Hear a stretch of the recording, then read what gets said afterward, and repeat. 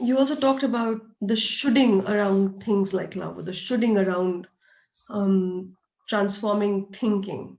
And one comes across this so often, especially with spiritual practices or people who are in spiritual practices, about how I am now somehow the Zen enlightened person in a cave in this beautiful energy. And I wonder if, in a way, uh, this is also like a question for myself, because in a way, to me, that becomes by a sort of bypass of very real social realities that fellow human beings and other species people are, cats and dogs and But cows and horses and human beings are all living, and other creatures. So is there and I appreciate what you say, because living bridges, as you know, is about social change. It is about really anchoring in community work and service, and somewhere it's so precious to have clarity that what is within is also without. And it's the pain that I feel when I look at the world is really not about,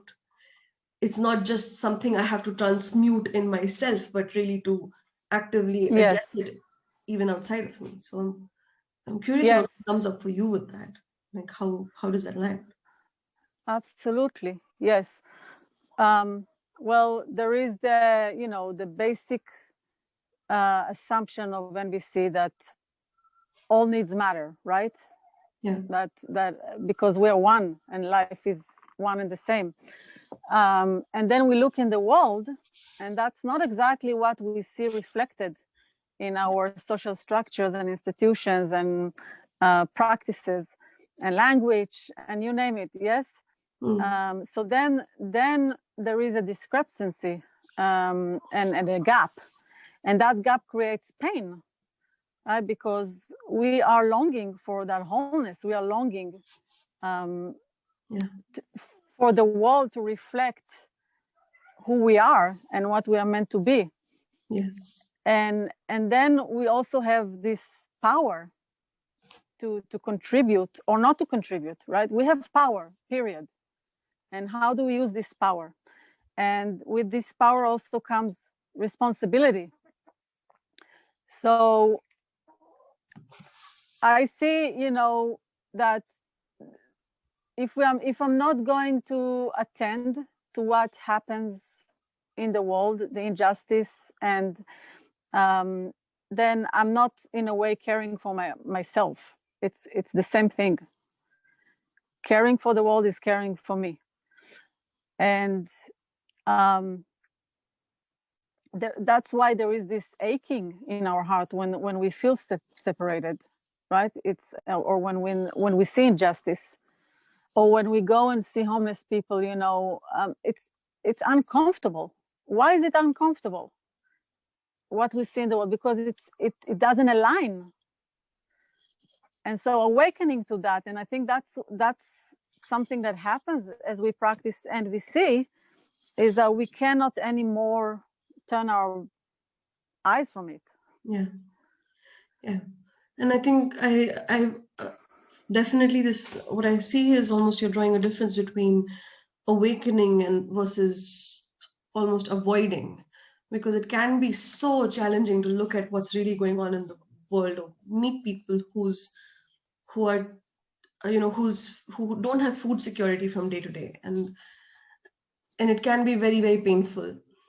I also see quite a deep value of NVC, not just in terms of opening up in a way towards people, but also somewhere to be able to hold that pain and not drown in it, and not be overwhelmed by this sort of universal sorrow that we have so Right, many opportunities right now to be in touch with.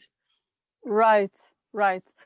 So there is that distinction between caring for the whole and Mm. caretaking for the whole.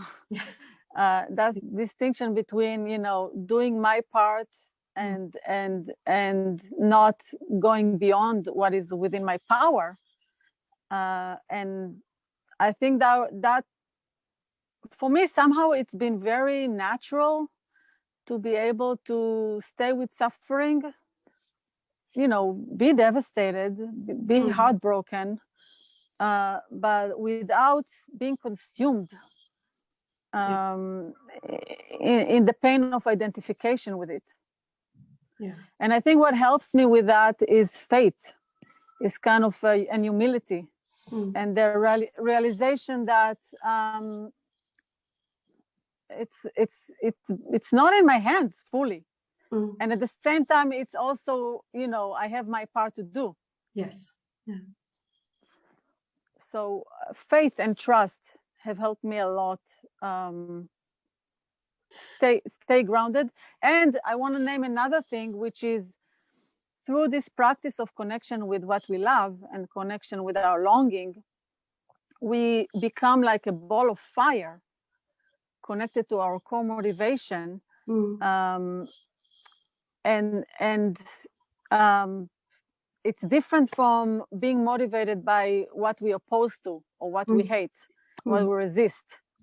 There is a lot more peace that comes from just, you know, being connected to what matters to us, as opposed to what we hate. Opposing, yes, what we hate, exactly. Yeah. So there's a motivation driven by love versus motivation driven by hatred and anger.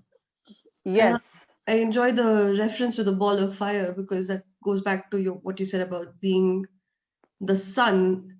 And then I'm reminded of another term that many social change activists are familiar with, which is burnout. You know, emotional, spiritual, mental, physical burnout. And I include myself in that for sure, which is often when we're not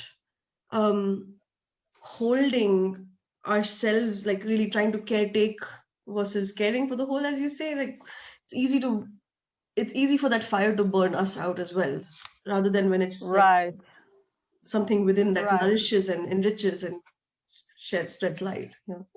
We can be consumed by the fire. Yeah. Yes. Or we can ascend with the fire. Yeah.